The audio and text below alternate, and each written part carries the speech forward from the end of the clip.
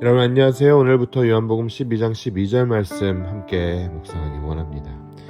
우리는 저마다 그리스도를 기대하며 살아갑니다. 내 삶의 문제를 단번에 해결해주고 결핍을 또 채워주며 나를 높여줄 강력한 왕을 기대하죠. 오늘 본문의 유대 군중들도 그랬습니다. 죽은 나사로를 살리신 예수님의 소문을 듣고 이분이라면 로마의 압제를 끝내고 다윗 왕국의 영광을 다시 되찾아 줄 수 있겠다라는 기대에 종려가지를 흔들었죠. 하지만 우리의 비극은 하나님을 나의 목적을 이루는 수단으로 삼으려는 데 있습니다. 우리는 내가 원하는 방식의 구원과 행복의 지도를 들고 와서 호산나라고 외칩니다. 하지만 정작 죄와 하나님과의 단절이라는 근본 문제에는 무관심하죠. 그래서 우리의 열광은 예수님 자신이 아니라 예수님이 줄 수 있다고 믿는 유익을 향해 있을 때가 참 많습니다. 이러한 자기 중심적 신앙은 결국 예수님이 내 뜻대로 움직여주지 않을 때 쉽게 실망과 배신으로 바뀔 수 있습니다. 다시 말하면 제사보다 제밥에 관심이 많은 신앙이었습니다. 6월절을 맞은 예루살렘은 사람들로 가득했습니다. 군중들이 흔든 종려나무 가지는 마카비 혁명 이후 유대 독립과 민족적 승리를 상징하는 것이었습니다. 그들이 외친 호산나 역시 정치적 해방에 대한 갈망이 담긴 외침이었습니다. 하지만 예수님은 군마가 아니라 어린 나귀를 타고 예루살렘에 들어가시죠. 이것은 우연이 아니라 이미 스가랴 9장 9절에 예언된 왕의 모습이었습니다. 보라, 내 왕이 내게 임하시나니 그는 공의로우시며 구원을 베푸시며 겸손하여서 나귀를 타시나니.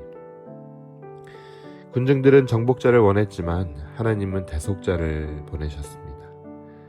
제자들조차 그 의미를 당시에는 이해하지 못했어요. 인간의 지혜로는 죽으러 가는 왕을 이해할 수 없었기 때문입니다.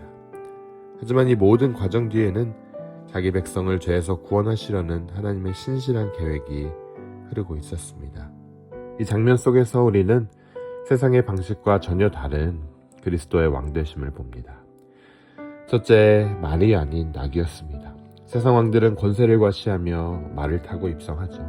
하지만 예수님은 가장 겸손한 모습으로 나귀를 타셨어요. 주님이 가져다 주신 평화는 무력으로 이루는 평화가 아니라 십자가를 통한 화해의 평화였습니다. 두 번째, 여러분, 영광을 위한 고난이었습니다. 군중이 기대한 영광은 로마를 무너뜨리는 것이었지만 요한복음이 말하는 예수님의 영광은 십자가에 달리는 것이었습니다. 예수님은 환호 뒤에 기다리고 있었던 가시관을 알고도 예루살렘에 들어가셨습니다. 그분은 우리의 욕망을 채워주는 존재가 아니라 우리 죄를 대신 지어주시는 하나님의 어린 양으로 오셨다는 사실입니다.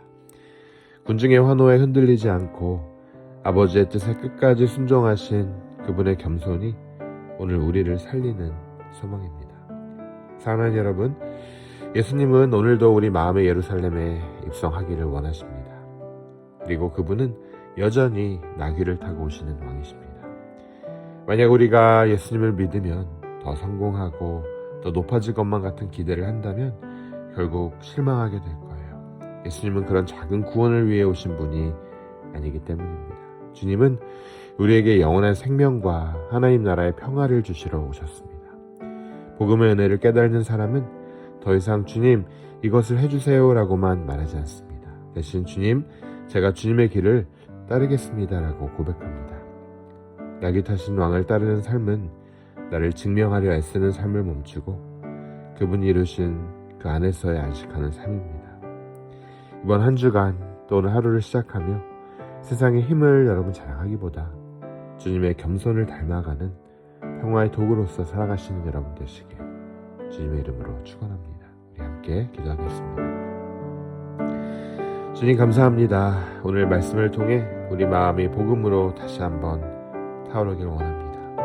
우리가 우리 자신의 노력과 의로움으로 성벽을 찾지 않게 하여 주시고 오직 겸손히 나귀를 타고 오셔서 십자가로 승리하신 그리스도의 의로움만 힘입어 살아갈 수 있도록 허락하여 주옵소서. 이 모든 말씀 예수 그리스도의 이름으로 기도합니다.